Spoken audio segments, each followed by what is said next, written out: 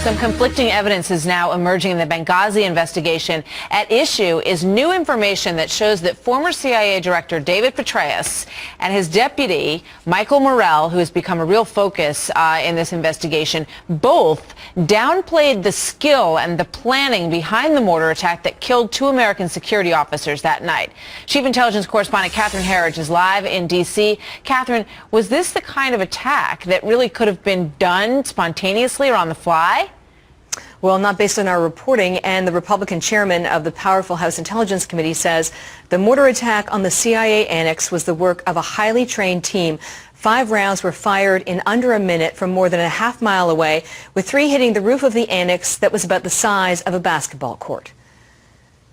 This is exceptionally good shooting. It was clearly accurate. They adjusted their fire, which is a term a mortar crew might use. So they went a little long, they went a little short, and they fired for effect.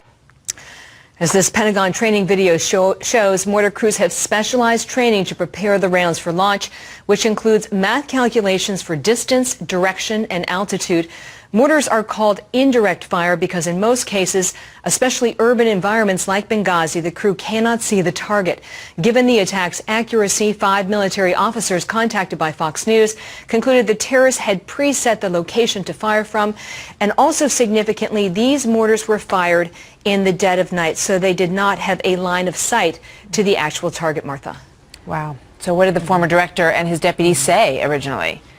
Well, the former Deputy Director Mike Morrell, who is also accused by Republicans of misleading the Senate Intelligence Committee over the administration's role in the talking points, told congressional investigators, quote, "The nature of the attack suggested they did not involve significant pre-planning."